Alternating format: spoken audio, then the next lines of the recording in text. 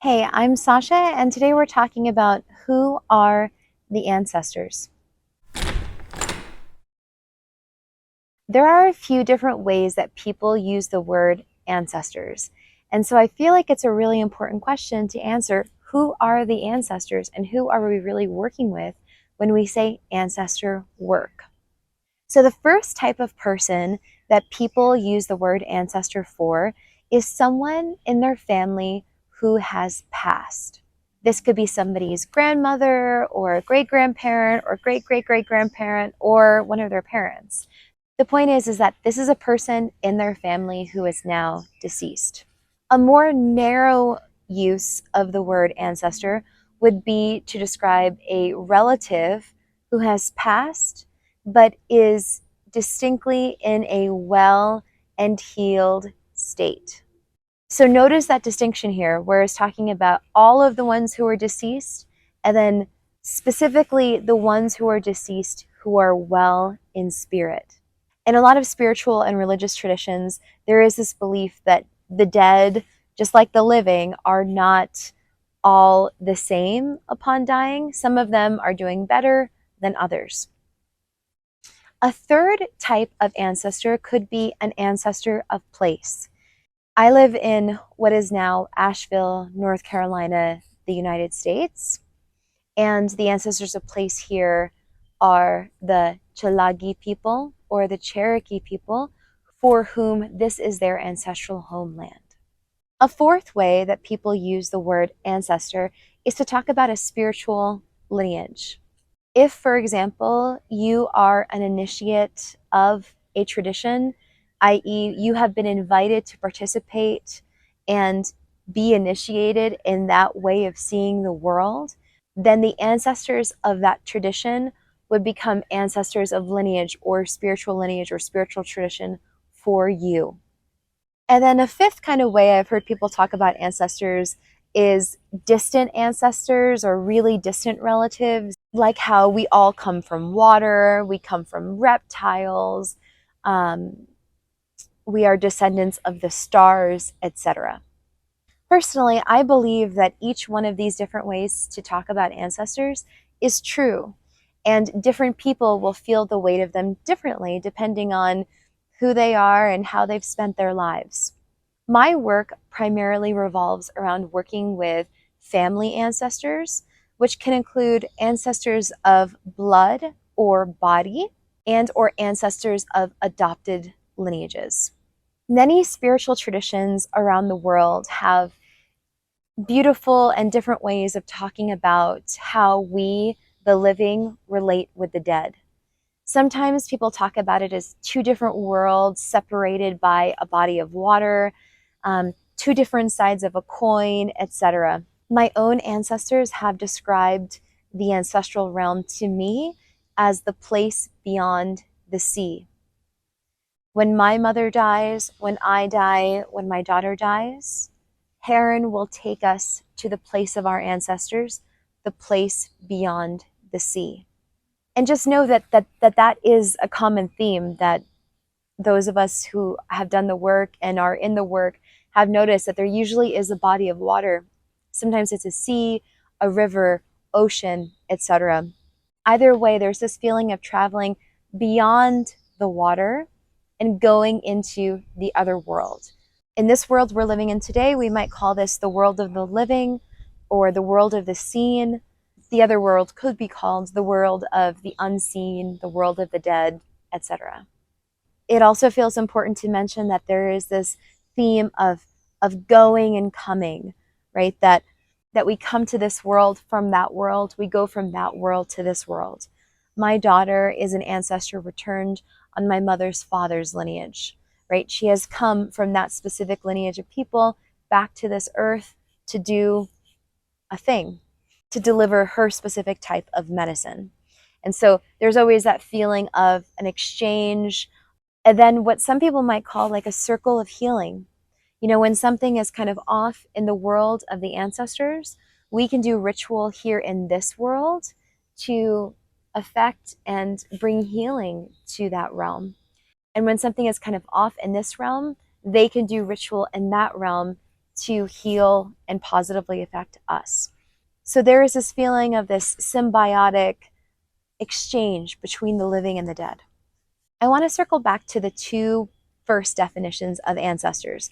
The first being somebody who is related to you who has simply died, and then the other being someone who you are descendant from, who's deceased, and who is well and vibrant in spirit. Most of the time, when I am using the word ancestor, I am referring to the latter, which is I'm referring to a relative in my family who I am descendant from, who is healed and well in spirit. Different traditions have different ways of talking about this. The basic idea is when a person dies, there is a rite of passage that they can go through to become an ancestor. And sometimes this is called ancestralization. Once that process has completed for that person and they have come to a condition of wellness, of healed, of vibrancy, then their status of ancestor is achieved. If you look to the funerary rites of where your people are from, that usually indicates what that rite of passage or that ancestralization process looks like. Sometimes you'll see rituals or rites the day after death, 3 days after death, 40 days after death, etc. That is the rite of passage for those people to become ancestors. And the reason why those rituals are so important is that the deceased person attains or achieves a level of wellness. In other words, there is the belief that not all people who die are equally well in spirit. My teacher, Dr. Daniel Forrest, says this all the time. The dead are not equally well. Some people are in need of more assistance to become well-seated ancestors. Those rituals that are done to repair the lineage, whether it's one generation of the lineage or 15 generations of the lineage, is ancestral healing. That is the work that I do with my clients. I help them to connect directly with their wise and well ancestors to bring about the healing of their lineages. And the goal here is, at least for their 4 primary lineages, the father's fathers, the father's mothers, the mother's mothers, and the mother's fathers, for all of the deceased, not yet ancestors, to achieve a state of wellness. It's also worth noting that if you come from a culture that doesn't actively acknowledge the dead, or in which the living aren't actively relating to the dead, then you also might especially notice that repair work is needed. One good goal of ancestor work is actually having your people being well-seated ancestors and then consciously relating with them. Having them actively guide and support your life so that you can be the person that you came here to be. Before I wrap up this video, I just want to address the question of why blood ancestors. Many of us don't feel connected or related to our family of origin, the ancestors of our body, of our blood and bones. And that's okay. For most of my life until I began this work, I also felt the same. If you could, surrender the idea that your ancestors are the same or even similar to your family of origin, because many people experience them very differently. I don't know who you are, where you come from, and what culture you were raised in, but for many of us, we are living in a time of deep cultural wounding. The old ways of my people and the ancient blessings that my people carry on some lineages have been buried for hundreds or even over 1,000 years, sometimes thousands of years. And so it's just to note that you won't know yourself until you connect with your ancestors of blood and bone, what it means to be a person on this lineage.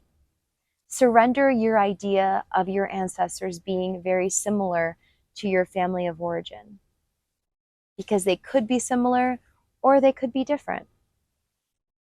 Either way, you will find that there is something there for you, because you did choose to come into this body at this specific time, at this specific place. And the medicine, the ancient medicine that you carry, is the medicine of your people.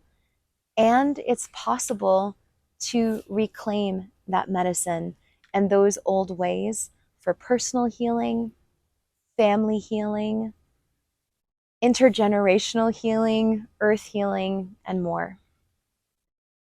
I hope you enjoyed this video. If you liked it, consider giving it a like and a thumbs up, and I will see you in my next video. Bye.